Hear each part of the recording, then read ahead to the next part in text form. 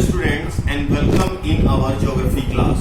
Students, as you know that we have started the chapter number 5 and the chapter number 5 is the natural and the human made disaster.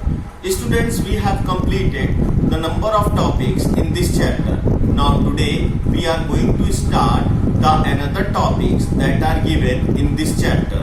So now the first topic for this session, now you see that in your book, fires.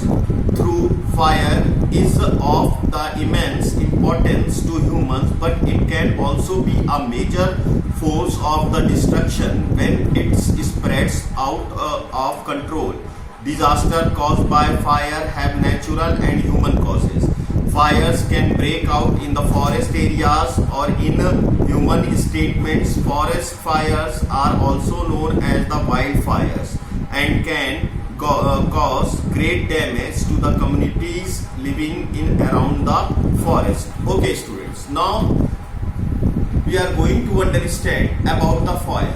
So now according to this paragraph and the things that are written in our book, तो now students understand fire जो forest की fire होती है वो बहुत ही भयानक होती है. ये दोनों तरह से हो सकती है, नेचुरल तरीके से भी हो सकती है और मैन मेड थ्रू भी हो सकती है. नेचुरल तरीके से कैसे हो रही है और मैन मेड थ्रू कैसे हो रही है, इसे हम नेक्स्ट पैराग्राफ में समझते हैं.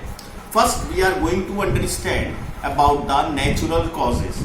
The main natural cause of the fire disaster is the extreme dryness caused by drought. Fire can also cause by lightning, earthquakes and the volcanic eruption. Okay students, now let us understand how the forest fires spread due to the natural way.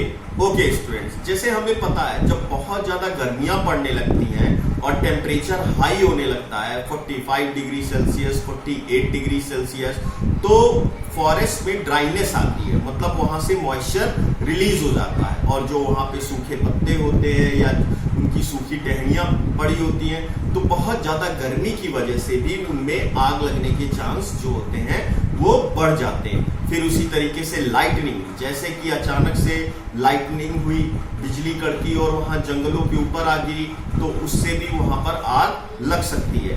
Next जो है वो है earthquake. Earthquake की वजह से भी वहां पर आग लग सकती है. तो that is the natural way that spread the fire in the forest region. अब जैसे हमने पहले पैराग्राफ में पढ़ा और समझा कि जब जंगलों में आग लगती है तो वो काफी वाइल्ड हो जाती है, मतलब उसे रोक पाना बहुत मुश्किल हो जाता है क्योंकि वो बहुत तेजी से उसमें बढ़ना जंगलों में शुरू होती है, जिससे कि वहां के जो उसके अंदर वाइल्ड एनिमल्स रह रहे हैं उनको तो नुकसान पहुंचाते ही हैं, साथ में जो अगल बगल जो ह्यूमन बींग्स हैं, जो नोमैडिक पीपल्स हैं, जो ट्राइबल्स हैं, जो फॉरेस्ट में रह रहे हैं, उनको भी वो काफी नुकसान पहुंचाते हैं.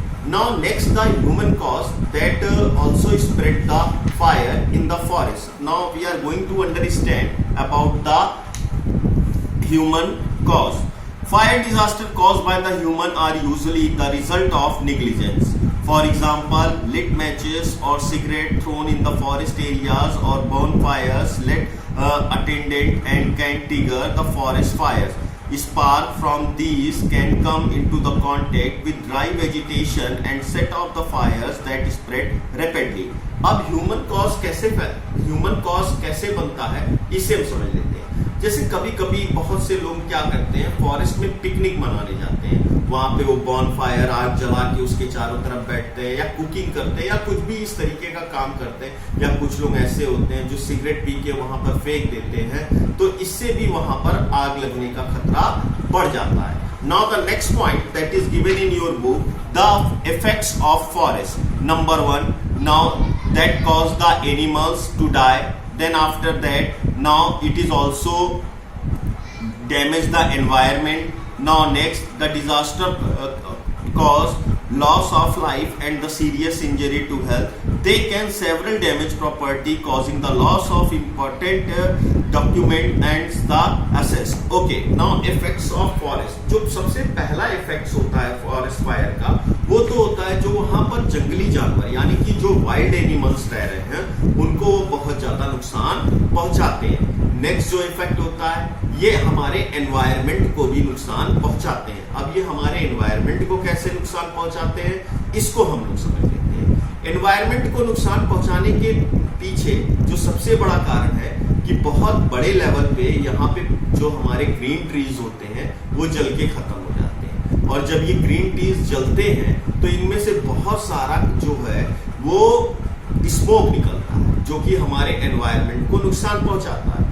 और जब ये ट्रीज जल जाते हैं उसके बाद जो ये ग्रीन ट्रीज हमारे यहाँ एनवायरनमेंट में कार्बन डाइऑक्साइड को एब्जॉर्ब करने का काम करते हैं, तो फिर ये दोबारा कर नहीं पाते क्योंकि ये जल जाते हैं। तो इस तरीके से ये हमारे एनवायरनमेंट को नुकसान पहुंचाते हैं। फिर उसके बाद से जो है इसमें बहुत बड़े लेवल पे जान जाती है, चाहे वो इंसानों की हो चाहे वह जानवरों की हो। इसमें बहुत मतलब चीजों का नुकसान होता है। जो अगल बगल के लोग घर बना के रहते हैं उनका हाउस जल जाता है, उनकी प्रॉपर्टी को नुकसान पहुंच जाता है, उनके इंपॉर्टेंट डॉक्यूमेंट्स को नुकसान पहुंच जाता है। तो इस तरीके से हमें फॉरेस्ट फायर्स के या फायर्स के इफेक्ट देखने को मिलते हैं। Now next the safety guidelines. Now the few safety guidelines are given in your book, तो students all of you read and understand about the safety guidelines. Now the next topic is the drought. Now the drought, what is the drought? First we are going to understand. A drought is the extended period of very low rainfall that causes the severe shortage of water. Drought means होता है बेटा सूखा, सूखा पड़ जाना या किसी साल बारिश ना होना। उसकी वजह से क्या होता है, पानी की कमी हो जाती है, और जब पानी की कमी हो जाती है तो it is mainly affect the farmers. ये ज्यादातर फार्मर्स को अफेक्ट करते हैं क्योंकि उनका जो फार्मिंग का काम होता है वो अच्छे से नहीं हो पाता है। जब फार्मिंग का काम अच्छे से नहीं हो पाएगा तो अनाज नहीं उपज हो पाएगा, अनाज नहीं उपज हो पाएगा तो लोगों को खाने के लिए भी नहीं मिल पाएगा। Now the effects of drought, number 1 point is given, the crop failure and the failure of the fodder. Crop and fodder, the two words are used in this paragraph. Crop जो हम लोग फसलें खाते हैं जैसे wheat हो गया, rice हो गया, और सारी फसलें जो हम लोग खाते हैं they are comes under the crops. और fodder जो हो गया वो जानवरों यानी कि एनिमल्स के खाने की चीजें, चारों को हम लोग fodder बोलते हैं। तो जब पानी की कमी हो जाएगी, लैक शॉर्टेज ऑफ वाटर हो जाएगा, लैक ऑफ वाटर हो जाएगा, तो the farmers are unable to the agriculture और farming, because without irrigation it is not possible to grow the crops. So the water is very important, and in the drought the shortage of water, the failure of fodder and the crops. Now next point, drought can destroy the natural vegetation in a affected area. Means जो natural vegetation means जो forest है, जो trees है, जो अपने आप खड़े हुए हैं, तो जब पानी नहीं उनको मिलेगा तो वो भी destroy हो जाएंगे, खत्म हो जाएंगे, सूख जाएंगे। Drought cause helps the top layer soil to because lose there is no vegetation to hold the soil down. Wind blowing over the areas take away the fertile topsoil, making the land infertile. Then after that, उसके बाद से अब हम लोग देखते हैं जैसे जो जब सूखा पड़ता है तो जो सॉइल होती है वो बहुत सूख जाती है और वो लूज हो जाती है। जब हवा चलती है उसके ऊपर से तो अपने साथ साथ ऊपर की सॉइल को भी अपने साथ उड़ा ले जाती है। तो अपने साथ साथ जो ऊपर की सॉइल को वो उड़ा ले जा रही है, तो इसका मतलब क्या हुआ कि जो फर्टाइल सॉइल थी उसको अपने साथ वो हवा के साथ बहा ले गई, जिससे कि अब वहां पे जो सॉइल की फर्टिलिटी थी वो खत्म हो गई, जिससे कि अनाज वहां पर और नहीं उग सकता है। Next point that we are going to discussing is the nuclear disaster. तो now students let us understand about the nuclear disaster. Nuclear disaster cause harm by the releasing large amounts of poisonous radioactive material into the environment. This radiation threatens all living forms of a large area. Radioactive materials can continue to pollute an area for the hundreds of years after being released. Nuclear disasters are largely accidental and caused due to the human error or problems in the machinery, such as the meltdown of the core reactor in the nuclear facilities. The worst nuclear disaster in human history was the Chernobyl disaster of 1986.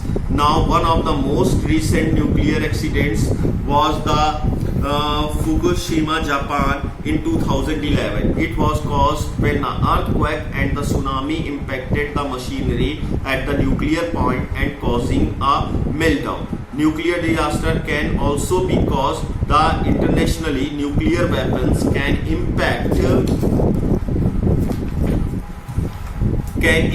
the entire cities at once and the occasionally used in wars.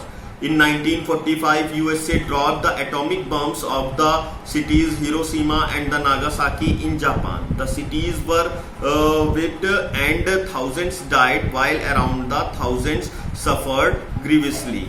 Okay, now next point that we are going to understand about the nuclear disaster. Actually, the nuclear disaster is not a natural disaster. It is a man-made disaster. Now understand what are the effects of the nuclear disaster. जैसे अभी हम लोगों ने पढ़ा nuclear disaster के बारे में, तो इसके बारे में हम लोग थोड़ा समझ लेते हैं। न्यूक्लियर डिजास्टर जो होता है वो जब भी होता है तो बहुत बड़े लार्ज स्केल पे होता है। इसमें से जो रेडियो एक्टिव्स होते हैं उनके रिएक्शन से ये बहुत लार्ज लेवल पे नुकसान ये पहुंचाना शुरू करता है। Now few of the points are given, few are the accidental points are given in your paragraph, तो students all of you read it. Okay, now one example also given here in the last of this paragraph. It is a war between the America and the Japan. In 1945, USA dropped the two nuclear bombs on the Japan city. Number one city the Hiroshima and the number second city is the Nagasaki. Okay, अब जो इसके effects होते हैं बेटा ये एक दो दिन में नहीं खत्म होते, ये लगभग 100 years तक ये क्या होते हैं, लोगों को नुकसान पहुंचाते हैं। अब इसके बाद से नेक्स्ट पॉइंट हम लोग देखते हैं biological and the chemical disaster. Biological and the chemical disaster means जो केमिकल के थ्रू हो रहे हैं और जो बायोलॉजिकल के थ्रू हो रहे हैं। तो कुछ इसमें ऐसे हैं, जैसे एक हमारा जो मेन एग्जांपल है, जैसे मध्य प्रदेश में एक बार एक एक्सीडेंट हुआ था जहां पे एक फैक्ट्री में कुछ केमिकल रिएक्शन हुए और वो ब्लास्ट किया और वहां पे बहुत सारी जो केमिकल गैसेस थी वो रिलीज हो गई, जिसने कि उस एरिया को बहुत ज्यादा नुकसान पहुंचाया। फिर उसके बाद से हम लोग आते हैं बायोलॉजिकल वेपन्स पे। तो जैसे अभी हम लोग देख रहे हैं हमारे यहाँ कोरोना स्प्रेड किया, ये एक तरह का वायरस है। तो ये वायरस क्या है, ये बायोलॉजिकल वेपन है। ये वायरस इस तरीके से ही बायोलॉजिकल वेपन बनते हैं। ये जब एक कंट्री या दूसरे कंट्री पे या कहीं पर भी इस तरीके के वेपन्स को यूज किया जाता है तो बहुत बड़े लार्ज लेवल पे ये वायरस क्या होते हैं, रिलीज होते हैं और फिर ये लोगों को बीमार करते हैं, वहां के कंट्री को बहुत ज्यादा नुकसान पहुंचाते हैं। Okay students, now in this video, now अभी हम लोग यहीं तक कंप्लीट करते हैं, फिर अगले वीडियो में हम लोग डिजास्टर मैनेजमेंट